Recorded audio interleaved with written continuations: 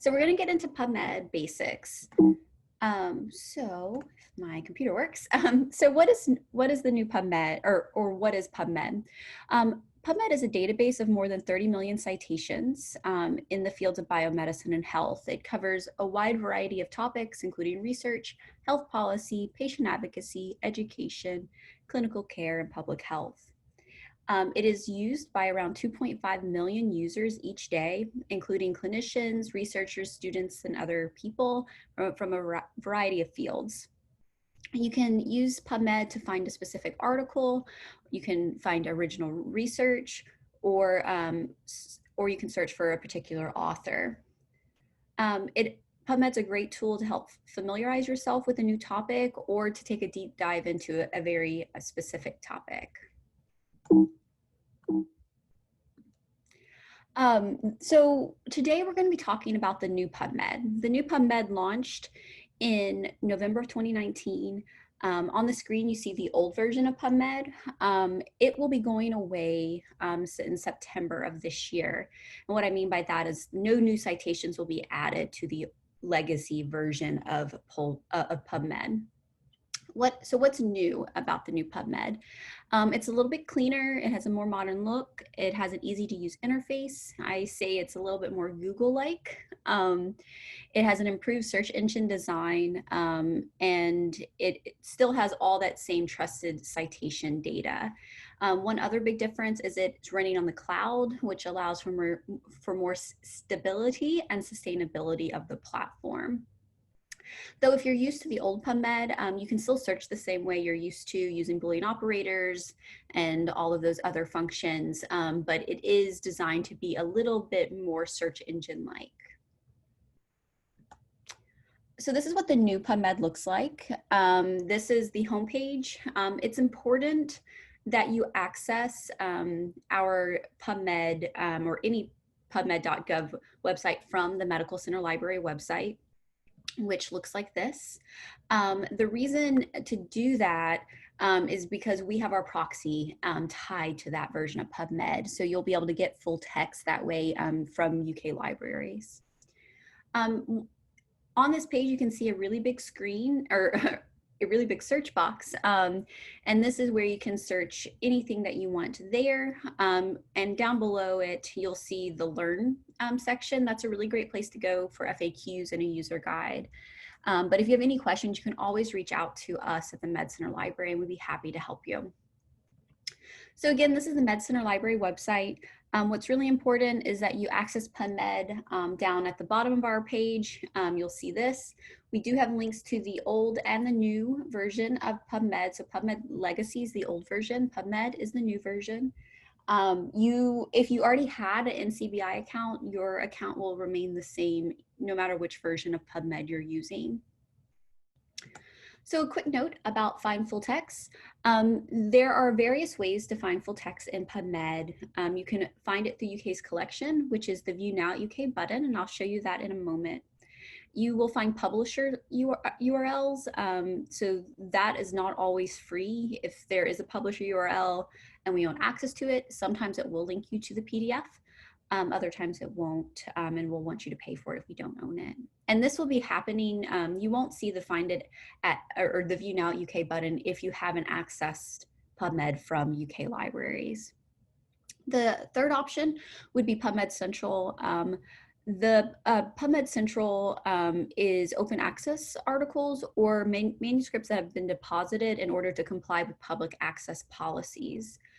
So any publications whose research was supported by the National Institute of Health or a grant funded from them have to make sure that their articles are submitted to PubMed Central. So those are freely available, and there's a link to those articles inside of the citations. So this is what the View Now UK button looks like. And what's really nice is we have something called LibKey. When you're inside of PubMed and you're searching and you see this View Now UK button, if you click it, you'll automatically be routed to the PDF if we own access to it. So it's a really great tool. It saves you several clicks. So if no full text is available, the View Now at UK window will indicate this and give you an interlibrary loan option. The big thing to know is the medical campus does have their own interlibrary loan. So it is the one account not tied to your Link Blue ID. There are instructions there to sign up for an account and then request through ILL. And what's really nice, if you're doing it through PubMed, it should autofill for you. So you don't have to type in the title and the author and all that information, and it will just automatically populate for you. Okay, so we're going to get a little bit into PubMed now. I'm going to spend some time talking about how to find original research, how to do an author search, and then we're going to talk some about subject and topic searching. And I'm going to talk about the different features as we go through this presentation. So for example, if we're wanting to find original research, we found this article from NPR. It talks about an article from New England Journal of Medicine about asthma, and it also gives us an author, Stephen Lazarus. So we know a few things about this original research. It was published in New England Journal of Medicine. It is probably a recent article, given that this article on NPR was published in 2019. And one of the authors is Stephen Lazarus. So it's very little information, but in PubMed, you should be able to find this article. So what we're going to do is we're going to search for Lazarus, New England Journal of Medicine 2019. We are using the abbreviation New England Journal of Medicine for the abbreviation for New England Journal of Medicine because PubMed does use abbreviations. So one of the key design focuses of PubMed is sensors built into the search box. These sensors analyze your search query and try to detect what exactly it is you're looking for. So if we enter in Lazarus, NEJM, and 2019, the citation sensor should detect that we provided some basic citation information and will help us find the article we're looking for. So we search for that, and these are our search results. You can see that the citation sensor tried to find a citation that matched that information we put into the search box. When you do this, PubMed is also searching normally. So it gives you an alternative set of results, just in case we weren't actually trying to find a specific citation. The reason it does this is it can be helpful if you're searching for things that are a little bit more broad or topical, like cancer, virology, or science. It will expand that a little bit for you. So now we're going to click on this first article, and I'll show you some of the information in the citation. So here is the citation or the abstract page, which shows a lot more about the citation than the summary view, which is where we were just at. We have our basic citation info here, which includes the journal, the issue, and the page number up here at the top. We also have tags. So as you can see that there's a tag of randomized controlled trial here on the top. I will say not all citations inside of PubMed will have this tag. It does it for some of the most common ones like RCTs and reviews and clinical trials, etc., but not everything will have that tag. Also on this right side, you'll see those full text links I talked about earlier. You can see the publisher link, the PubMed Central link, and the View Now at UK button. And then we'll come back to some of the other features here in a moment. I'm going to go on and click this. Can you all see this when it popped up? Yes.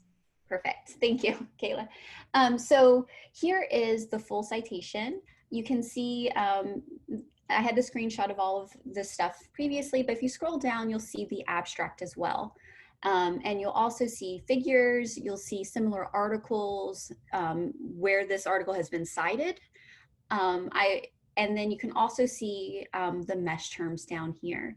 So that's so that's kind of what generally an abstract will look like. Okay.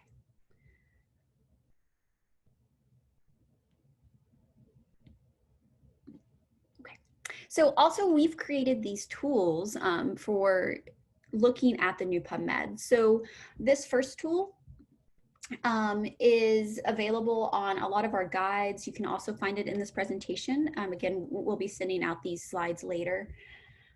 What you can do is you can click on these various plus signs and it will tell you where you can find different features inside of PubMed. We've also done this for the article citation as well. So if you ever forget where something is, this is a really great tool to come to familiarize yourself with where the different features are inside of the new PubMed.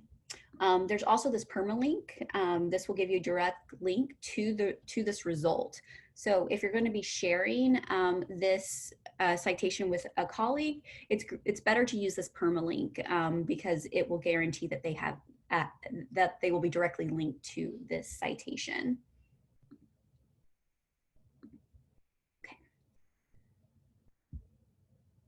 Okay, so the next is going to be author searching. So I think frequently people want to look at all the articles by a specific author. And it's probably one of the most difficult tasks you can do inside of a database. They're just not meant to do that type of searching.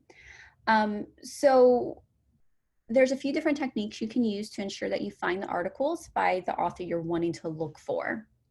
The most effective way inside of PubMed is to search for the author's last name and initials. You do not need to use tags, capitalization, or punctuation. And avoid using the full author name. Most authors are using either one or two letters as initials. So it's really the last name and the first initial that you want to try and search for. So in this example, we're going to look for articles by Francis Collins, the director of the National Institute of Health. So we're going to search for Collins F or FS. We recommend this instead of searching for the author's full last and first name because not all PubMed records include full author names and you may be missing results otherwise. So when we search that, you can see that we have a list of results. You can also see that the author that we're searching for is kind of a darker green color. So it's going to highlight those authors that you're looking, or the author that you search for. In the summary view, PubMed will try to highlight those terms. So as I said with the bold. And then if we click on one of those articles or one of those citations, you'll see the article citation, and you can hit this expand button. And what you're going to do is it will expand the author affiliation. So you can see if this is actually the person you're looking for. The new PubMed also has something called computed author sort. It helps identify other articles written by the same author. It uses an algorithm based off patterns of authorship. It also takes into account ORCID IDs. If you're interested in learning more about ORCID IDs, please reach out to us. It's essentially it's a universal ID for you. So if you have a common name that's on different areas of research, you can get a unique identifier and that will help you track your own articles. It's a really great tool. You can get an ID for free. And a lot of journals and as well as PubMed are starting to use these ORCID IDs to help identify authors and to track author citations. One note about this computed author algorithm sort is that it's going to try to do its best. It's going to guess which articles are actually by the author you're wanting to look at. And it's going to put the most likely of those articles at the top of the page. So in order to use the computed author sort, you'll click the author. So as you can see, these authors are blue, they're hyperlinked. And when you click that, it will automatically search for that author. So what you'll see is this page. And so it's saying it's being displayed in computed author sort order. And its year timeline is unavailable because of that. So it's going to put the most likely of those toward the top and the least likely toward the bottom.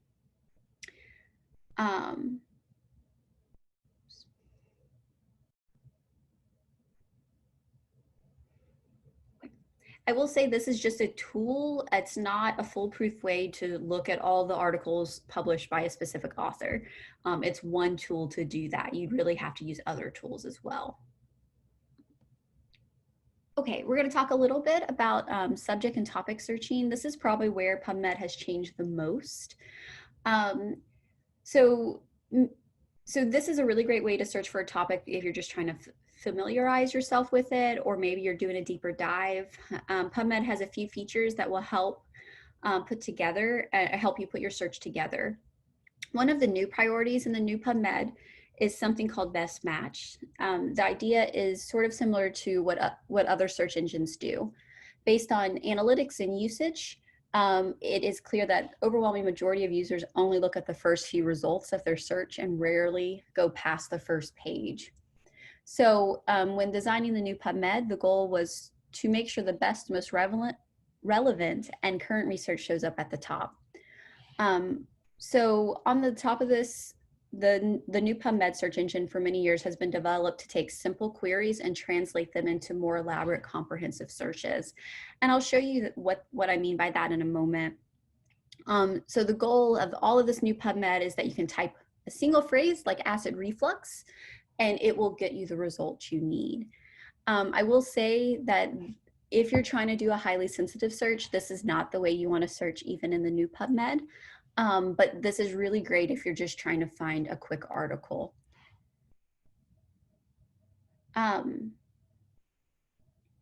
So in this example, we're going to search for acid reflux. I'm not going to type any punctuation, capitalization, or Boolean operators. I'm just going to type acid reflux. And when I do that, we get this set of results.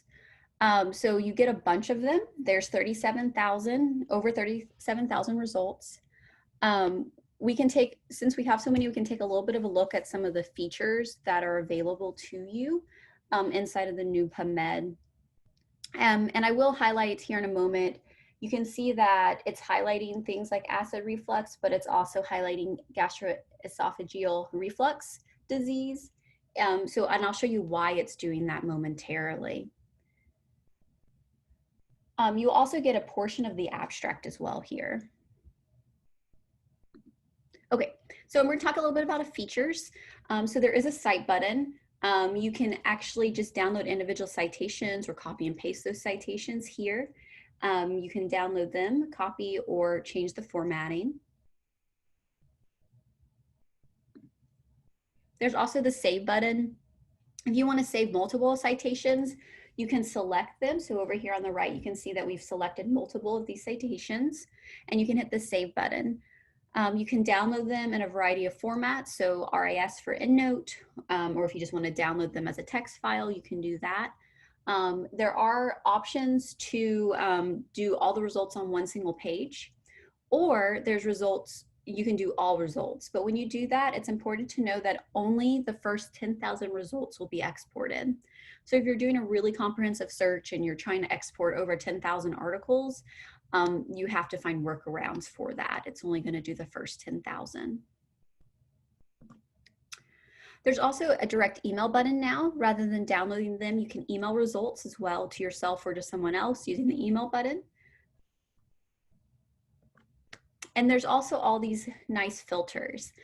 These are a really great way to narrow your search. You can do it by year using the grabber bar. And I will say that these are moving. So this one is not a moving target, the results by years, but if you're using publication date, that is a moving target. So it's going to do the 1 year. So if you save that search by using this filter 1 year and you come back to it 6 months later, that's going to be a moving target. So you're not going to get all the way back from the previous time you did the search. It's going to be doing that from a year from the date that you run the search. So if you're wanting to do a specific date range, it's better to use the results by year. If you don't mind the moving target, you want to have the most recent 5 years, then you can use something like publication date. And it really matters more if you're saving your search, which one you're using. There's also text availability. That if you want to have full text or free full text, you can use those. I rarely use those, especially if you're using PubMed through UK Libraries. but there's also article types. I will say that these article types are tied to those tags we talked about earlier. So not every article has a tag. So if you select those, you might be missing articles or research or reviews that might be pertinent to your search. So just be very aware of these filters and what might happen when you use them. Okay, so another feature is called the Advanced Search Builder. And if you're searching and for acid reflux and you hit advance, you'll get to this page. This advanced search page allows you to search more specifically and have more complex searches. And it's one way you can use the advanced search is to find articles from a specific journal, even if you're not sure that journal's exact name. You can use the field selector, which is this drop down here, and start typing the journal name, and it will auto suggest names for you. For example, if you're trying to find New England Journal of Medicine, just select journal from the drop down and start typing it. You'll see the proper name is the New England Journal of Medicine, and you can click and add that to your search. Okay, so I'm going to show you this as well. Here's the Advanced Search Builder. You can see where we ran acid reflux. Here's what I was just talking about. You can select journal and start typing journal of the New England Journal of Medicine and click it, and it's going to help you autofill that information. It's also going to do that for if you want to know if there's a phrase. So if I want to go back up here to all fields, I think the most common ones that you should use are probably all fields or title abstract would probably be the most common one. But for example, if I wanted to type acid reflux and I wanted to know if that was a known phrase to the database, you can hit show index and it will tell you how many times that phrase is inside of PubMed. So these are just tools you can use. We'll get more into this into the advanced search workshop that will be happening later in the semester. But I just wanted to kind of give a brief overview of that.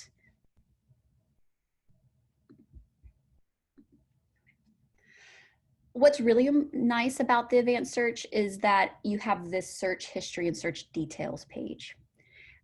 This keeps track of what searches you're running and lets you jump back to results from any of those searches. So this is an example from earlier. You can see where I typed the Lazarus New England Journal of Medicine 2019 Collins F. It's keeping track of all those searches I've done. You can also drop down. So what's happening, if you remember previously when I showed you all those highlightings of acid reflux and gastroesophageal reflux, what it's doing when you type a term is it's taking acid reflux and expanding it. And this is called automatic term mapping. And this is just something to be aware of that the database is doing for you. It is not a foolproof thing. So if you're getting really weird results, come here and look at this and see what it's doing. But this is what the new PubMed is doing to help simplify your searching. And so this is why on the search result page in the abstract snippets, we saw acid reflux bolded, we saw gastroesophageal reflux bolded, is because it is appearing here as the mesh term and the all fields terms. So a little bit more about automatic term mapping. This is kind of it blown up. You can see how it's translating, but I wanted to show you this example as well.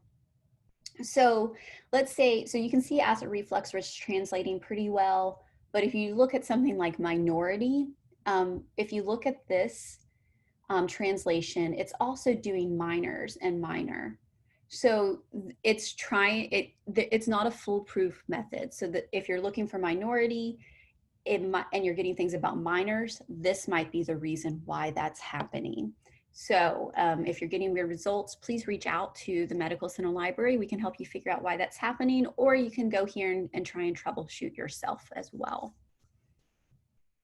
But this is what's really great about the advanced search is that you can look at your search history and your search details.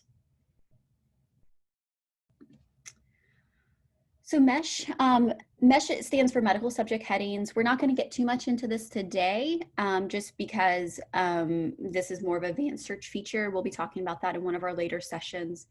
But PubMed provides the most comprehensive database of subject headings. So this is a really great place to start your search, just because it has so many subject headings. So if you're trying to create a really sensitive search, it's really great to use MESH. And as you can see on this previous page, when you're just searching acid reflux, it's mapping to this MESH term for you. So that's a really handy tool of the new PubMed. So I will show you what the MESH database looks like. So this is for cancer. When you type cancer, neoplasm is the subject heading, so it automatically will tell you that this is what you're looking for. If you're wanting to search MESH terms, there is a definition of what that is. I highly recommend reading the definitions, because just because the way that we define something doesn't mean that's how the database is defining it. So I always recommend reading the definition. There's also, which really is really handy, other terms. So entry terms or other terms that can be used to describe it. So like cancer, tumor, neoplasm, those are all different terms. So it's a great place to start. I will say, we're not going to get too much into this, but MESH is designed in a tree structure, so it's a hierarchy. So this is a really great place to go if you're trying to get more specific and trying to figure out where your search is going. But please sign up for our advanced searching class if you want to learn more about MESH and how to make your searches more sensitive. Also, on the new PubMed, you can find, you hit this pubmed.gov and you can go back to the home page. You can actually access the MESH database here from the new PubMed.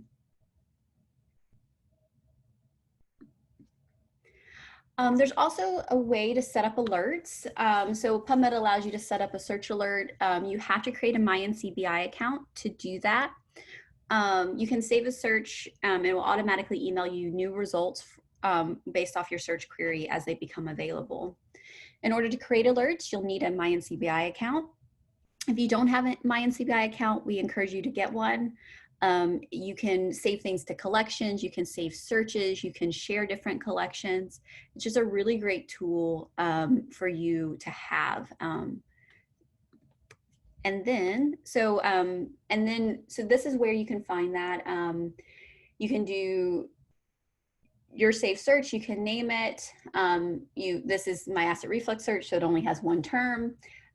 Would you like email updates? You say yes or no, and then it will tell you, you can set up the frequency of how often you want that. So if you have any questions about that, please reach out to us as well. So this is the questions. So that was just a quick overview of PubMed, and be happy to answer any questions you all have.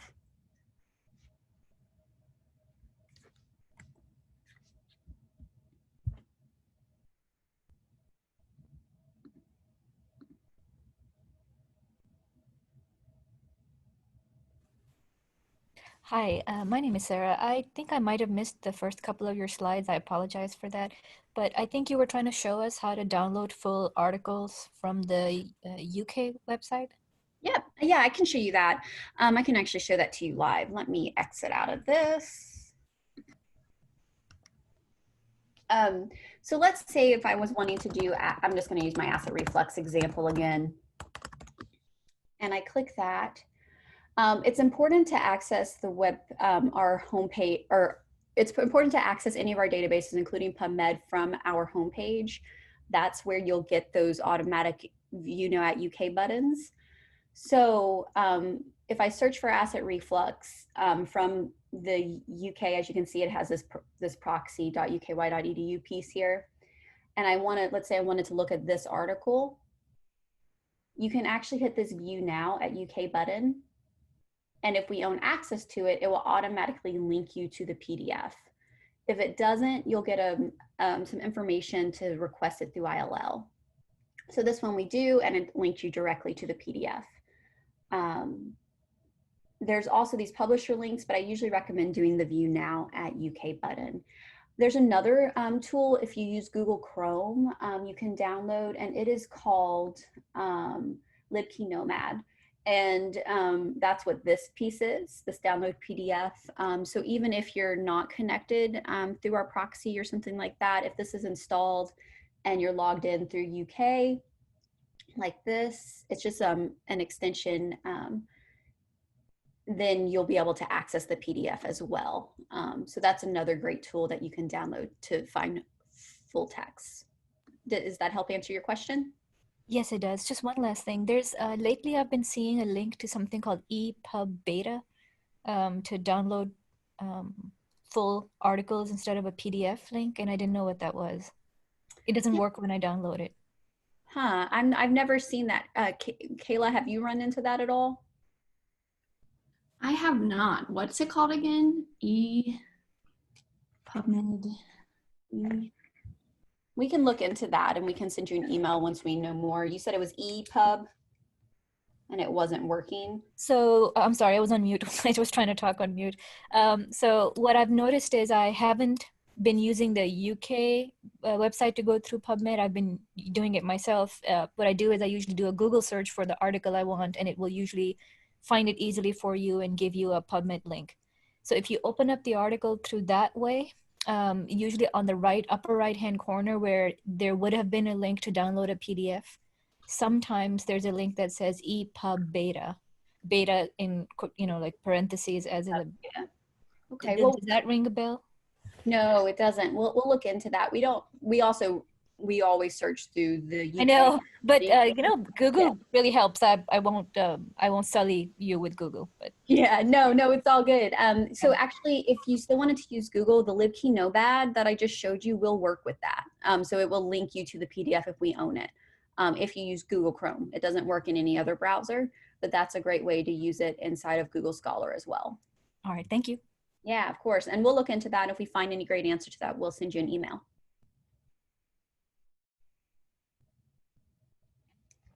Are there any other questions we can answer?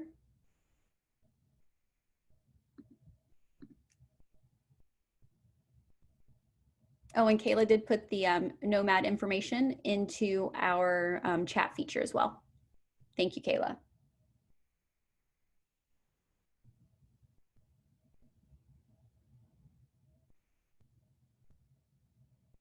Okay, well, thank you for coming. We'll stay on a few extra minutes.